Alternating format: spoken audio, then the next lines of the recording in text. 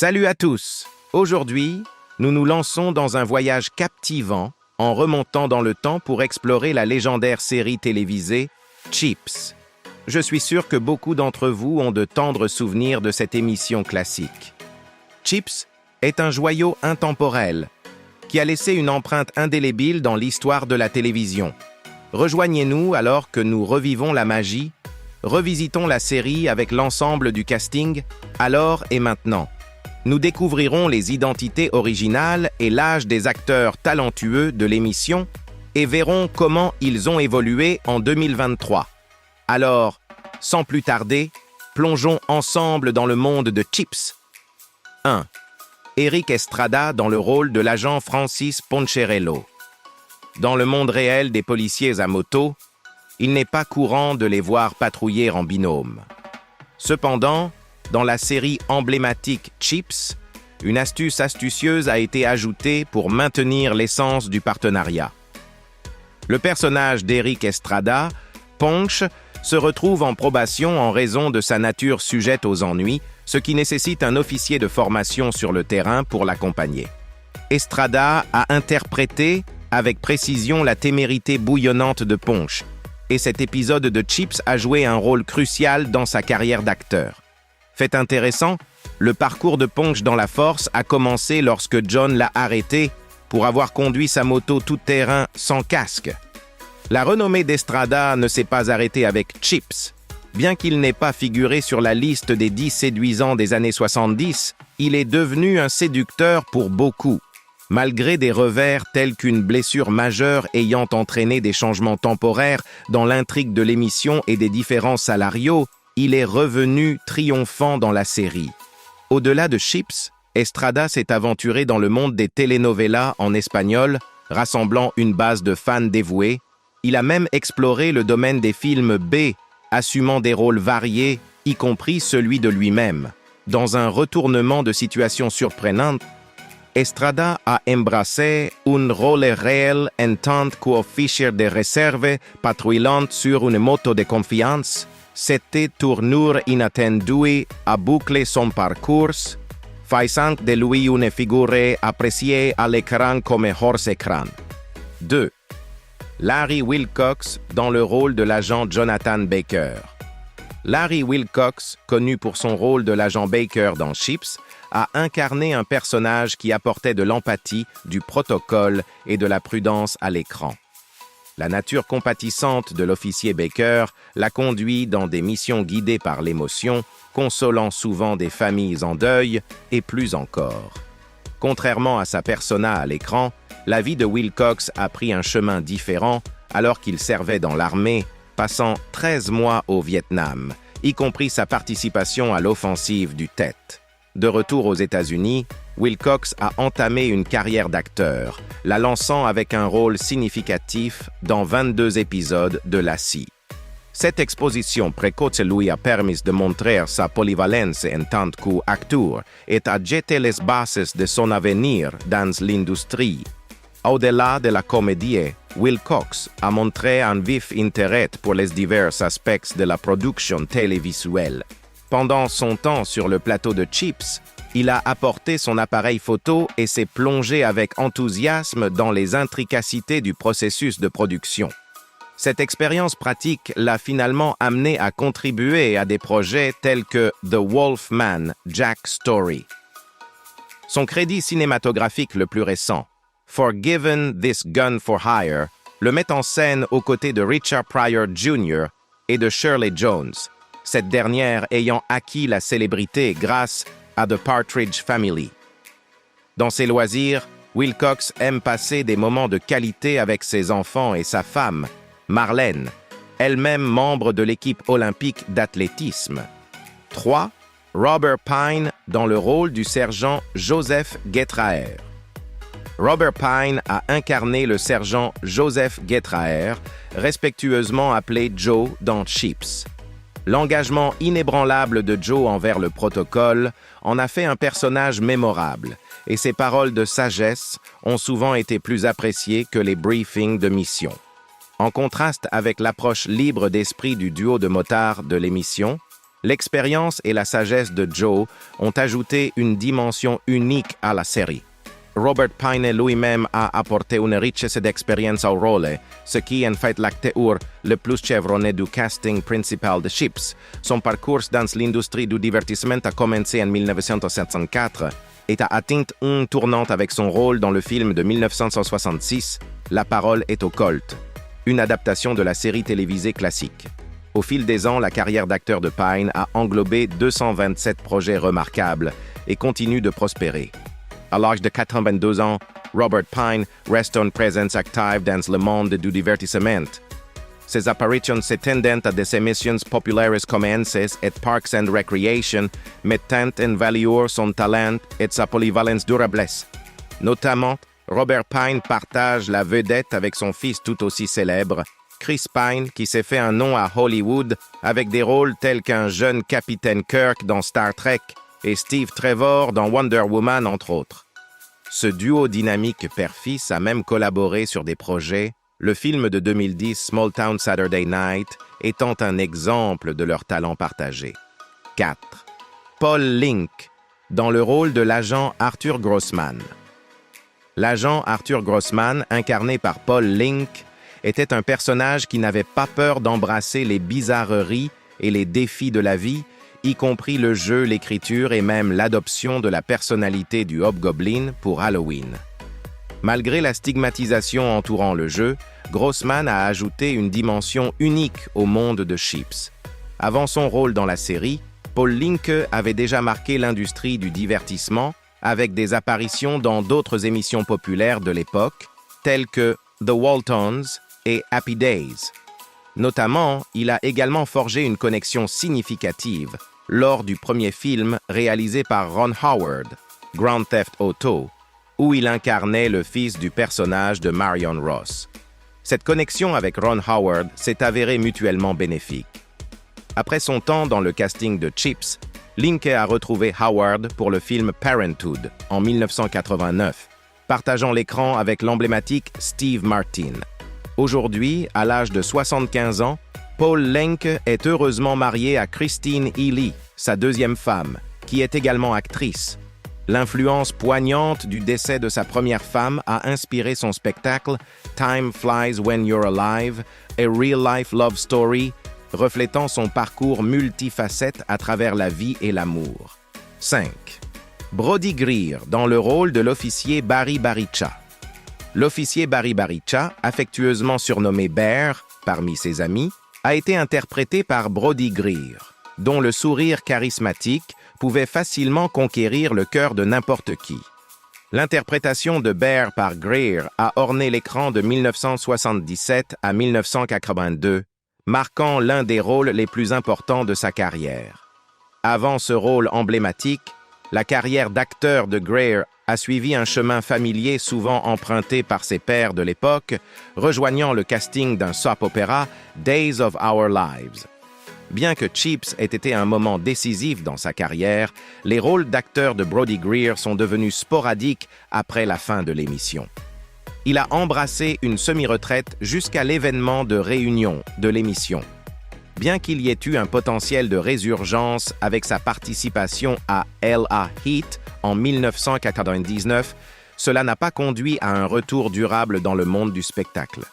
Aujourd'hui, à l'âge de 73 ans, Greer a trouvé l'épanouissement en entraînant le volleyball à Carmel, en Californie, faisant élégamment la transition vers un chapitre différent de sa vie. Néanmoins, son charme durable de ces jours de Chips reste un souvenir cher pour les fans. 6.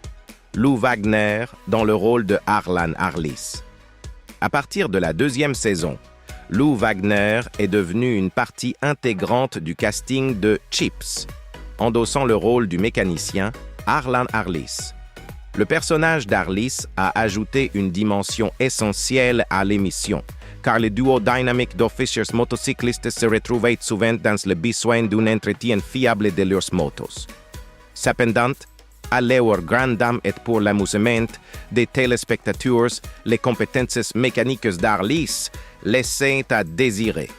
Heureusement, la performance de Lou Wagner en tant qu'Harlis compensait les lacunes du personnage.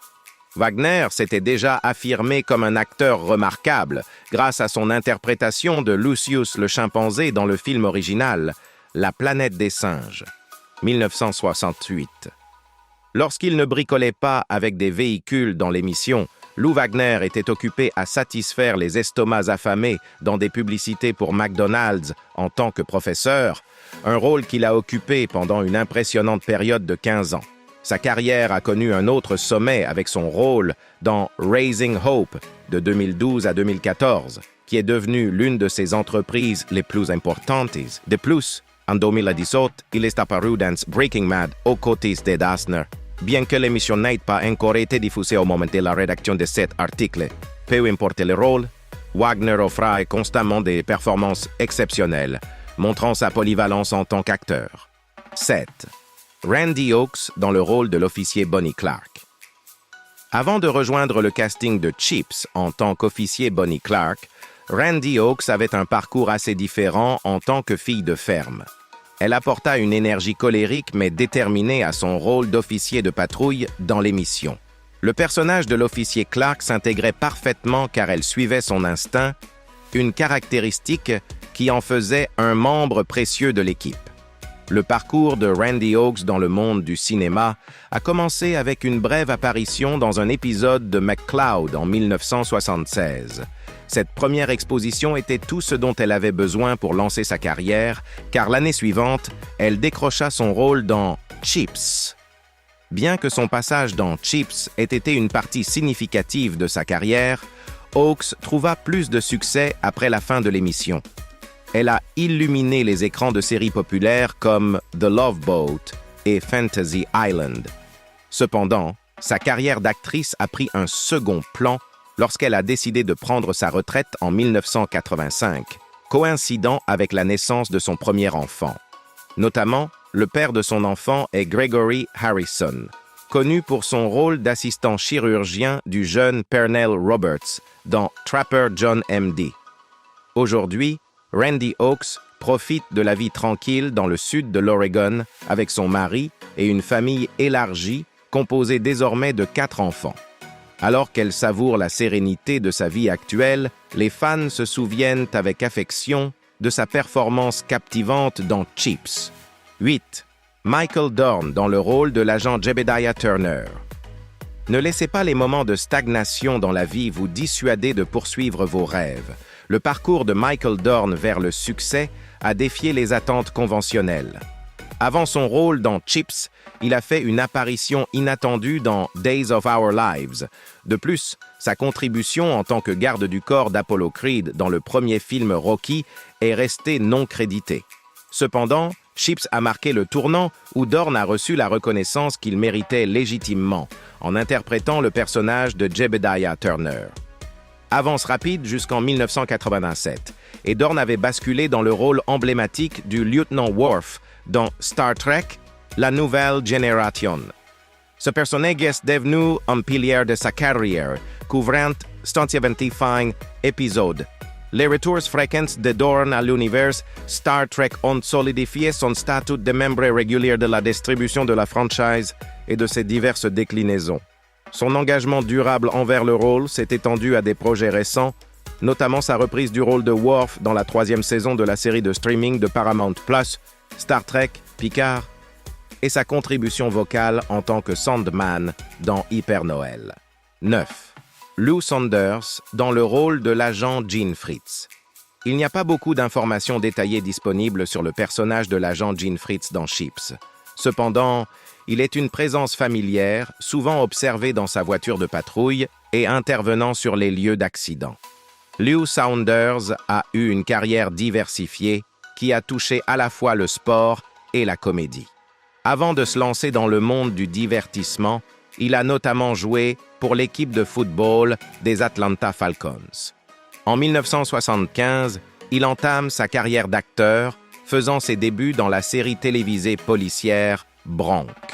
Son talent l'a amené à faire des apparitions en tant qu'invité dans divers programmes télévisés, dont des émissions populaires telles que L'Agence Tous Risques, La Loi de Los Angeles, Riptide, Trapper John M.D., Hunter, Hardcastle and McCormick, Murder, She Wrote, Quincy, M.E., Jake and the Fat Man, Dynasty et Matt Houston.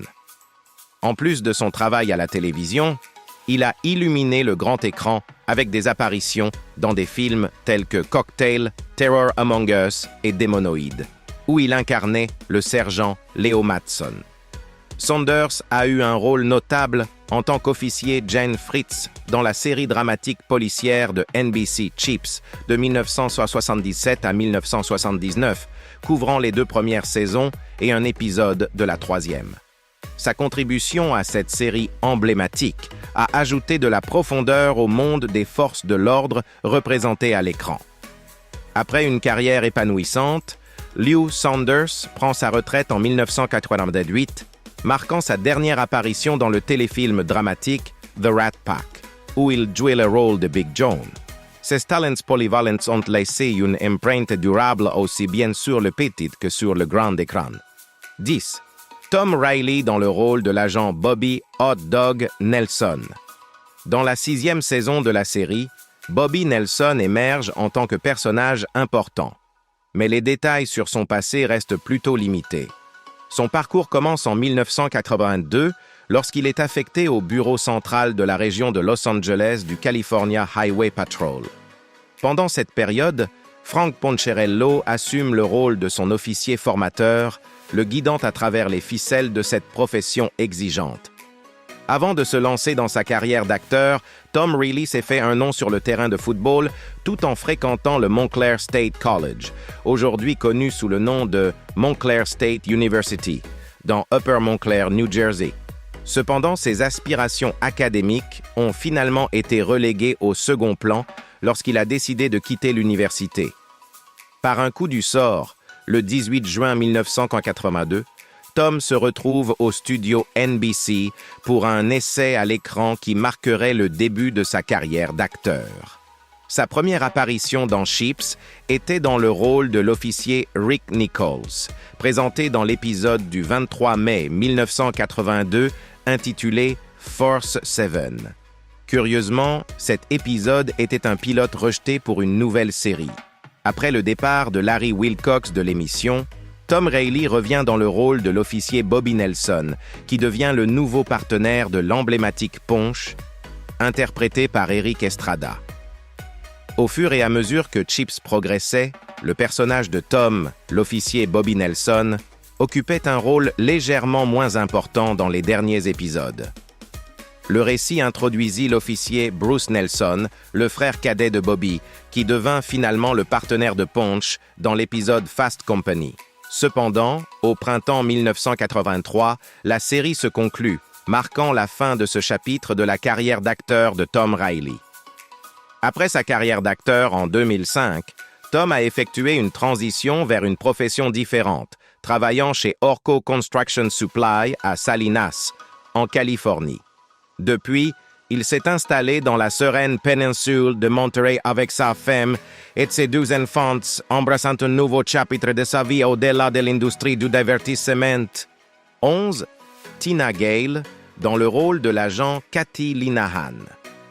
Cathy Linehan, l'agent de la circulation, occupe un rôle distinctif en tant que seule femme récurrente naviguant dans les rues sur une moto de patrouille. Sa résidence, située au 153-1-2 Malibu Beach Road, est un lieu unique qui ajoute une touche intéressante à son personnage. Après avoir terminé ses études secondaires, Tina, à l'âge de 18 ans, a décidé de tenter sa chance pour intégrer l'équipe de Pom-Pom Girls des Dallas Cowboys, un choix inspiré par l'encouragement de son père. À la fin des années 1970 et au début des années 1980, elle est devenue une membre renommée des célèbres cheerleaders des Dallas Cowboys. Sa carrière dynamique s'est étendue au-delà des Pom-Pom Girls dans le domaine de la comédie, où elle a été reconnue pour son rôle en tant qu'officier Cathy Linehan dans 22 épisodes de Chips de 1982 à 1983. La présence télévisuelle de Tina s'est élargie lorsqu'elle a participé en tant que membre de l'équipe NBC à la Battle of the Network Star 13 en 1982. Elle partageait le terrain avec des coéquipiers notables de NBC, dont Daniel G. Travanti, Dean Butler, Melissa Gilbert, Ricky Schroeder, League Taylor Young, Betty Thomas et Michael Warren. Son parcours comprenait également un rôle dans le film Fury to Freedom, sorti en 1985, et une apparition dans la vidéo Tactical en 2008. 12. Brian Leary, dans le rôle de Officer Cindy Cahill. Cindy Cahill arbore fièrement le badge numéro 4C72, et lorsqu'elle est entrée à Central, elle a apporté avec elle la détermination de se prouver. Son objectif était clair, être traité comme n'importe quel officier masculin dans la force. La véritable passion de Cindy réside dans le fait de devenir officier de moto, et elle se rend au travail sur sa moto. Pendant ses années de lycée à Canyon del Oro, à Tucson, Arizona, Leary a montré son talent athlétique en tant que championne de gymnastique, se classant parmi les 3 premiers au championnat de l'État en 1974. Les débuts de Leary à la télévision ont été en tant que candidate dans Match Game 76, où elle a fait preuve d'esprit et de réflexion rapide. Sur 4 épisodes, elle est sortie victorieuse plusieurs fois, accumulant un prix total de 9 050 $. Quelques années plus tard, elle est revenue à l'émission, mais cette fois en tant que membre du panel de célébrités, devenant ainsi la seule personne à être apparue dans la version des années 1970 de l'émission à la fois en tant que candidate et membre du panel. Kirstie Alley, candidate en 1979, est ensuite revenue en tant que membre du panel dans la reprise de l'émission en 2019. Dans un écart par rapport à la télévision, de 1996 à 1998, Leary a collaboré à la création d'une émission de télévision canadienne animée pour Enfants appelés Sticking Around, aux côtés de Robin Steele, connu pour son travail sur MTV's Stick Figure Theater. Plus tard, en 2007, Leary a obtenu un brevet pour son invention innovante le Pow Plunger, un dispositif portable conçu pour nettoyer la patte d'un animal, démontrant ainsi ses talents et intérêts polyvalents. 13. Clarence Gilliard Jr., dans le rôle de l'agent Benjamin Webster. Benjamin Webster occupait le rôle d'un officier de patrouille dévoué au sein de la division sud de la California Highway Patrol, stationné au bureau central de la région de Los Angeles. Il est peut-être mieux connu pour son rôle d'investigateur privé et homme de confiance du sergent Benjamin Matlock, Conrad McMasters, dans la populaire série judiciaire Matlock, diffusée de 1989 à 1995. Son interprétation de Conrad lui a valu une reconnaissance et un groupe de fans dévoués. La carrière d'acteur de Gilliard comprend également un rôle dans la série pleine d'action Walker, Texas Ranger, où il a joué le personnage James Jimmy Trivette de 1993 à 2001. Sa performance dans cette série a encore consolidé son statut d'acteur de télévision apprécié. En dehors de sa carrière d'acteur, Gilliard s'est impliqué dans l'éducation. Il a été éducateur et a enseigné dans diverses institutions. Sa passion pour l'enseignement lui a permis d'inspirer et de mentoriser les futures générations d'acteurs et de performeurs. La vie personnelle de Clarence Gilliard Jr. comprenait 2 mariages et une famille de 6 enfants. Son premier mariage, avec Catherine Dutko, a eu lieu en 1989, mais malheureusement, cette union s'est terminée par un divorce. Plus tard, en 2001, il a retrouvé l'amour et a épousé sa 2e femme, Elena Castillo. Au-delà de sa vie familiale, Gilliard s'est activement impliqué dans diverses entreprises.